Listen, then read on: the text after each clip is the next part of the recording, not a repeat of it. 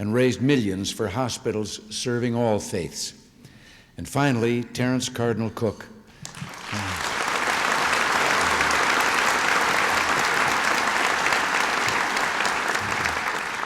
That gentle soul whom I, for one, shall never forget. All of them are gone now, gone to God. Cardinal Cook and Charlie Silver within a year's passing, as you've been told, and all of them personify the great commandment to love our fellow man. Here we are then at the height of a season marked by differences of opinion, and yet all this striving and all these contesting issues fade to insignificance in the clear light of example that these four men set for us, each one in his own unique way. Al Smith in his lifelong struggles for the working man and woman. Cardinal Spellman as a prince and builder of the church. Charles Silver as a friend and colleague in ecumenical service to humanity. And Cardinal Cook, whom I knew best in circumstances of dire spiritual need. Nothing could have meant more to me and to Nancy than Cardinal Cook's visit with us at the White House while I was recovering from young Mr.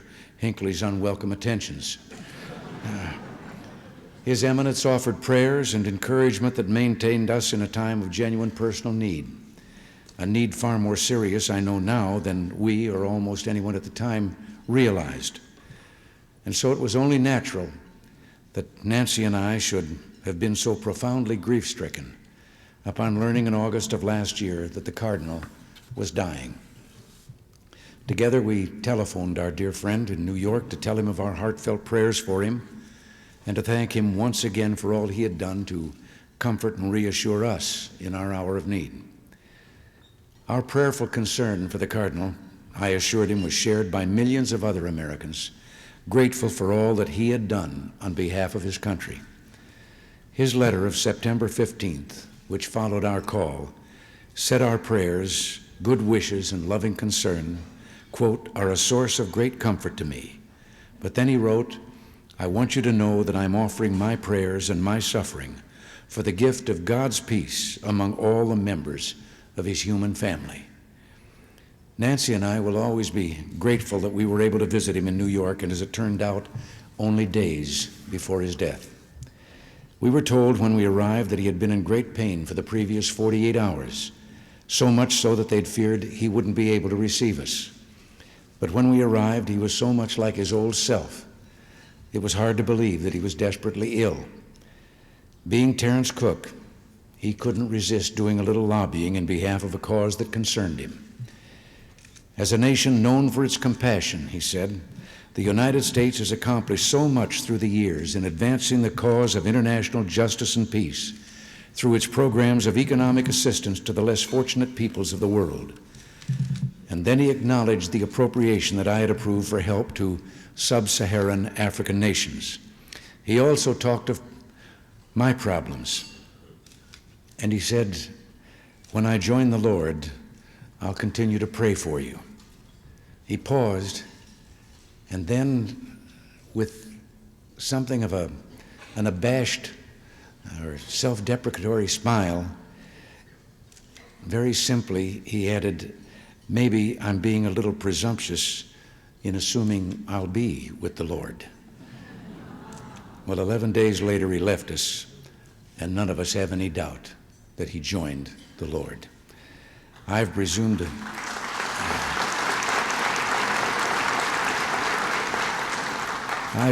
to share this personal experience with you tonight because it says so much about our gentle friend, Terence Cook. It says much also about Al Smith and Cardinal Spellman and Charlie Silver. For linked in charity, linked in service, linked in humanity, they are linked by this occasion. I think it should make us proud to have known these great Americans and their works of love for their fellow man. I think it should make us just a little bit prouder than ever to be Americans. Archbishop O'Connor, I know that you're profoundly aware of the great tradition in which you now pursue God's work. And in this, you have my every good wish, and I know those also of a grateful nation. And if you wouldn't think that I was invading your field, could I just say, in addition to a heartfelt thank you to all of you, God bless you.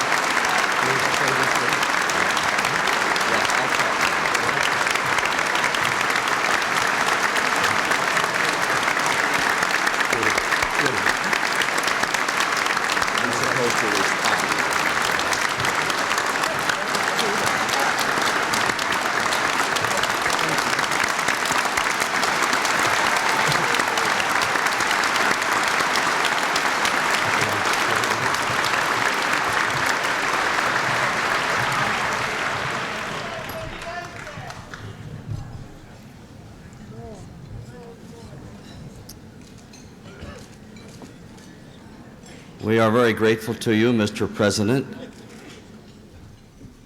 I hate to disillusion you or disenchant this warm reception you received, but the story that Cardinal Cook told me was a little bit different from the way you presented it.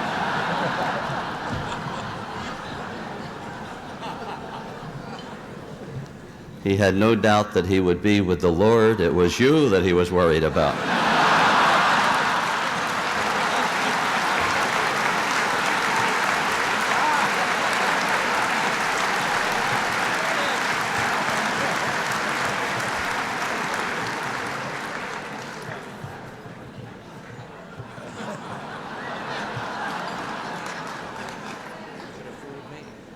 I'm not sure that all of you are aware, and I say this very seriously, that I'm told at least by the management of the Waldorf that this is not simply the largest crowd. This and the two overflow crowds in the other two rooms that that His Eminence visited. That this is not only the largest crowd in the history of the Al Smith dinner, it is the largest crowd for a, quote, private party in the history of the Waldorf Astoria.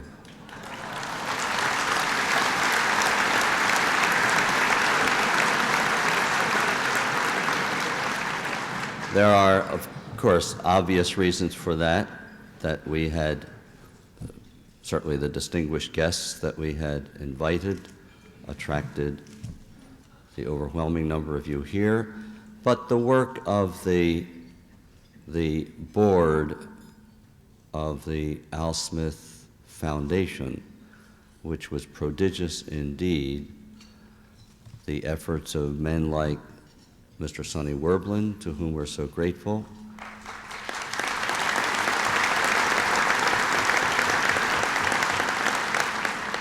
all of the members of the board, but most particularly an individual who could easily get lost in the shuffle tonight because his work was done, so to speak, as the dinner began. But the hours that he has put in have been absolutely prodigious, and that's our own Father Bob Robbins.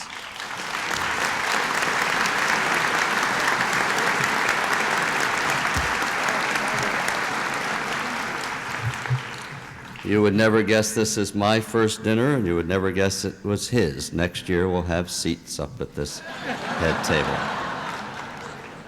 Again, I hate to disillusion you, Mr. President. You were talking earlier about how warmed your heart was by the great number of people who lined the streets as you drove in. I was one of those people.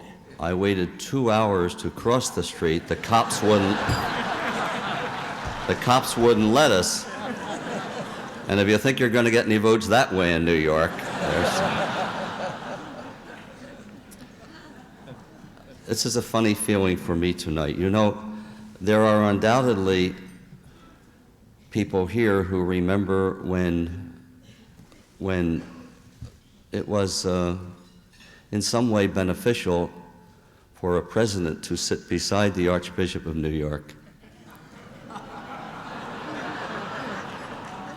But it was also beneficial in days past, for an archbishop to sit beside the president.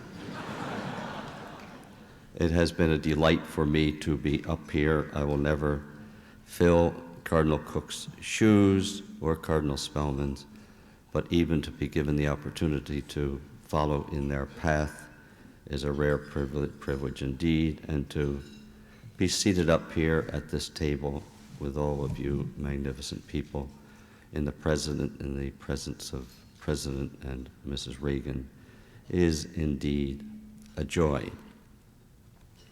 Just a word, not to take away the levity or the good humor of the evening, but we are here for a particular purpose. The President came for this purpose. You sacrificed and contributed most generously for this purpose, so I think that it should at least be noted. The Al Smith dinner is very understandably talked about now, and I think has been talked about in recent years, as a significant or indeed even a major political event. Despite all appearances perhaps to the contrary, that is certainly not the purpose of the dinner. You know, Cardinal Cushing of Boston used to say something tremendously meaningful and very poignant. If you'll forgive me for but a moment for the seriousness of what I have about to say, I think it's worth it.